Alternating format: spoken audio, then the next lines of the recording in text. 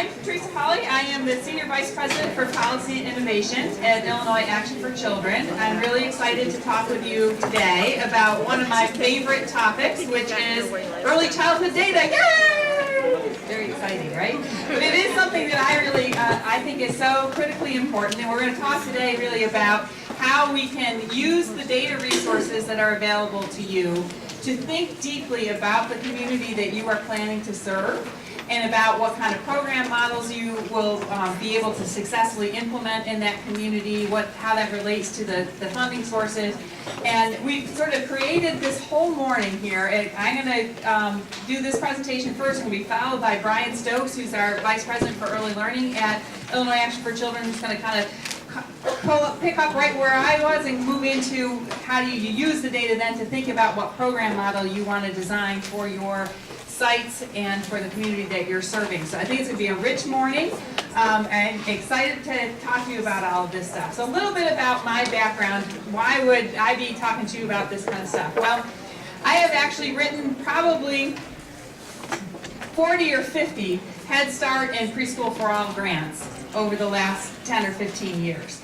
Right? I've written them in all different areas of the state. I've written them for other cities in other parts of the country. Every early childhood grant that I have ever written has started out with Section 1, Statement of Need, or something like that. That is a section that says, why are you trying to do this service in this community? Show me that this community really does need the service that you are proposing to provide. And number 2, convince me, the reader of this RFP, that you actually know this community and you are embedded in it and really ready to serve it and are in touch with the needs and the desires of that particular community, right? So that's what we're going to focus in on this morning, the whole operation of really digging deep, understanding the community, and then thinking about how you're going to communicate that to a RFP reviewer, that in fact you have done your homework and you really do understand the community that you want to serve, and you have designed and developed a program that responds to the unique needs of the community that you are planning to serve, okay? And as I said, I've done this dozens and dozens of times for communities, and I understand that for a lot of people if you're unfamiliar with it, you're like, oh my God, there's all this data, there's all these different things I have to look at, there's different websites people are sending me to, and there's click, click, click, and what am I doing? So we're going to try to go through that today and demystify it a little bit, because here in the city of Chicago, so much of the work has already been done for you. So there are places where data has been gathered together for you, and you can look at it, and you really have much less of the work of click, click, click around the internet trying to gather data, much more of the work, which is much more important, of thinking about the data and trying to understand what that means for your community and who you're going to serve. So we're going to use the RFP as our framework here, and understanding what questions are we trying to answer. What is it that we need to put into our response to the RFP from this information that we're going to review together today. So this is the requirement, and when I'm taking this from, so your RFP is kind of set up, and again, I am not part of the city of Chicago, and so when I talk to you about what the RFP looks like it's saying, what it looks like the questions are, what advice I'm giving you about how to answer RFP, are coming strictly from the perspective of somebody who's done this many, many times and done it successfully many, many times for programs, not from the official folks from on high. But when you look at an RFP, the RFP is kind of set up in 2 big chunks, right? There's that first chunk that you come to that actually has the questions. Question by question, what is it that they want you to write in this box, right? You guys have looked at it, you understand what I'm talking about, the boxes that you're going to be filling in, the little spots, this is where you write the answer to this question.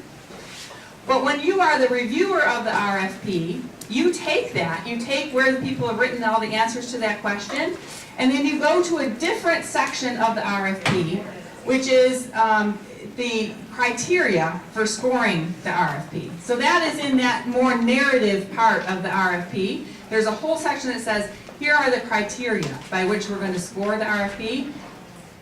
Word to the wise, that criteria where they score the RFP, that is your friend. That is where you want to pay a lot of attention and where you want to make sure that if you were a reviewer looking at that criterion, you would say, ooh, they did a great job on this criterion.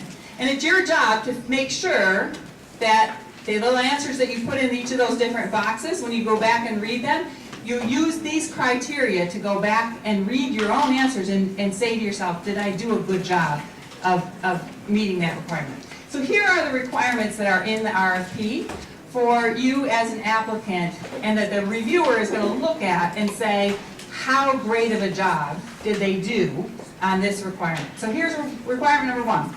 The applicant demonstrates a clear understanding of the target population and their needs and challenges. And number 2, the applicant has demonstrated understanding of the community landscape, services, and context in which they are providing services. So we're going to unpack that today. What would it be to do a great answer to both of those questions, or to show that you have done a great job of meeting those requirements? Okay? How do we do this? Well, 1, it's basically three steps here. 1, understand who you're currently serving. Now, obviously, this applies if you are currently serving the population in a particular community. If you're not serving that particular community, you could maybe skip step 1, but most of you, I suspect, are folks that are already serving an area that you're planning to serve. So 1, understand who it is that you're currently serving. 2, look at the communities you plan to serve and dig into the resources. Use those resources to help you understand who lives in those communities. Now, this is not always easy in the city of Chicago. In some of our neighborhoods, that answer to that question changes year by year. Sometimes it feels like even month by month, right? So you're going to need to dig deep and understand what's really going on in your community. What are the needs of the families that you're serving? And we'll talk a little bit more about what dimensions, what is it we mean by what are their needs. And third, what is the best fit for the services that you can provide? So it may be that the needs of the community are for Saturday afternoon and Sunday morning care, and that's not something that you're going to do. Well, that's something you can say, all right, that's a particular need I'm not going to meet. But if you are able to meet a certain set of needs, what's the best fit between some needs that you see in the community and services you can provide? And how many kids and families in that community need the kind of services that you are proposing to provide? You need to show that you really understand that. And then last, design your program to meet the needs of the communities you propose to serve. And that, again, like I said, Brian's going to talk a lot about that, about how you actually design your program to fit what it is you learned about your community. So let's start with understanding who you serve. So how many of you feel like I've got a really good understanding of all the kids that we serve in our community? Feel like you know the kids and families that you serve pretty well? Okay. So can you answer this question? What are the age of the kids that you currently serve? Do you have a pretty good sense of that? Yeah.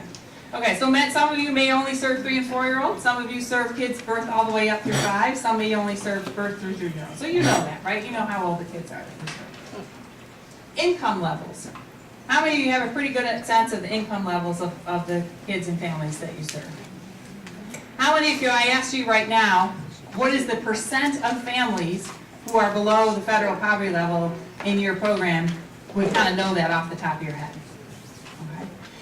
If not, if you don't know that, that is something you're going to need to have in your head really, really strongly as you go through this RFP process.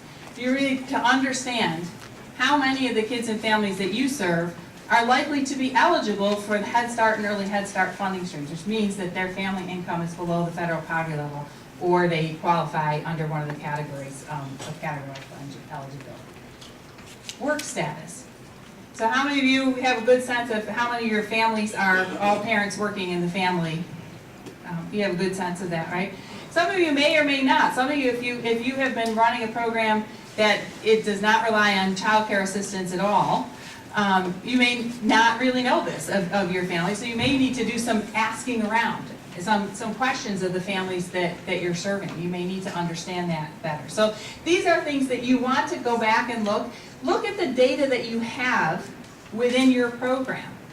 Look at the kids and families that you're serving. Many of the answers to these questions are probably in your data system. Can you pull that out and put it in a spreadsheet with all the kids that you have and analyze that and really understand who it is you're serving? This last question, where do they live? Where do the kids and families in your program live? Now, many of you may serve a pretty concentrated area and you feel like, hey, 80% of the kids that I serve live within this one little, 1 square mile area, and I know exactly where everybody is. Others of you may serve families that are kind of all over the place. And some of you may never really stop to look deeply at this question. But it is a helpful question to look at, because when we go into the next section of saying we need to describe the community that you're serving, you need to know which communities you're actually looking at, and whether it maps up well or not to some of the Chicago community areas, whether it's some kind of really interesting pattern of all along Ogden Avenue for 4 miles is actually where my people come from. Or I actually serve people from all over the city, but they all tend to work here near this campus or something like that. So where do the folks live? Well, how can you understand that? This is just an idea here. One way that you could do that, I actually just sort of kind of Googled on the internet to find out where's there a tool that's free that you could put in addresses and map a whole bunch of different addresses into one map on so that you could visualize it and really look at where the folks that you're serving live. So let me show you this tool.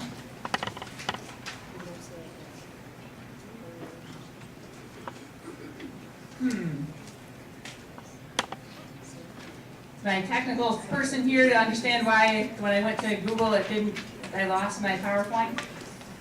Why it's not showing up on the screen? Yeah, this is going to be a challenge because my whole presentation is done this way. Definitely need to show that. What did I try to Try to figure it out. Yeah, that shows, but Google won't show. Yep, see if you can find. Okay, so there's this tool, it's called mapcustomizer.com. It's very easy to use. You just type in addresses and it's like Google Maps, right? But it's Google Maps that you can put a whole list of different addresses into the tool, and it'll put all of those dots on the map. Now, a much more old-fashioned way of doing this is just get a map and look at the addresses of the kids that you're serving and put a little dot on the map, right? You don't have to do this online. You can do it the old-fashioned way. It works just as well. And for some of us, it may take actually less time than typing the things into the computer. But doing that, looking at that may be really helpful to you, because you may find out, for example, I thought that I served mostly kids, I'm in North Lawndale. Everybody talks about my program as being in North Lawndale, but it turns out a huge number of my kids come from South Lawndale, or come from some other area. That you may find that is what shows on the map, and if you find that, then that will push you to look at a different set of data as you develop your application, and will maybe make your application a lot stronger to be able to show what it is you're trying to do.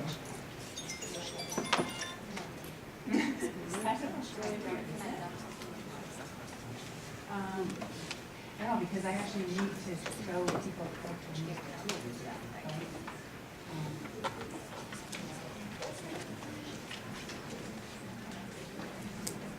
Okay, we'll go and find the IT people. Okay, so once you've done that, once you've figured out sort of the where, what you're going to need to do is to understand more about that whole community. So one thing I've learned in working with early childhood programs across the state and across the country is that early childhood program administrators, just like anybody else in the world, suffers from a certain bias, and it's called what you see is all there is. What you see is all there is. What do I mean by that? Well, as a program administrator, if I come to you and say, hey, what are the needs of the kids and families in the community that you serve? What you're probably actually going to respond to me is what are the needs and characteristics of the children and families who are already enrolled in your program. and the ones who show up that maybe you weren't able to enroll but you have actually already met, right?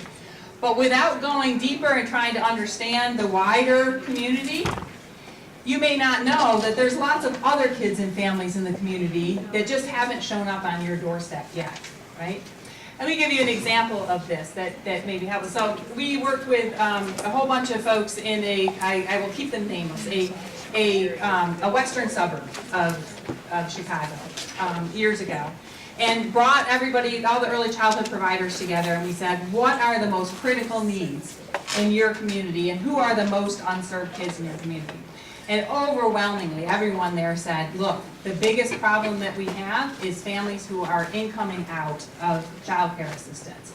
We got all these families who are on the bubble or on the cusp, and they lose their child care assistance, and that is a huge problem.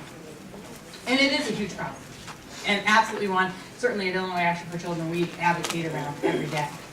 But when we help them to actually look at the data for their community, what folks in that community and the early parent education providers were missing was that there were huge numbers of very, very low income families, and particularly immigrant families, in this case particularly immigrant, non-Mexican immigrants, but Central American immigrants, that hadn't actually engaged with any services at all in the community. And they were showing up at kindergarten or even at first grade, never having been engaged in any kind of services at all. And all these families would have been eligible for Head Start, would have been eligible for all sorts of services. But folks did not understand that that was the case because they hadn't actually met any of those families yet. So this is why in any of these early childhood application processes, we say it's so important to go and look at the data about your community to see, are there kids and families out there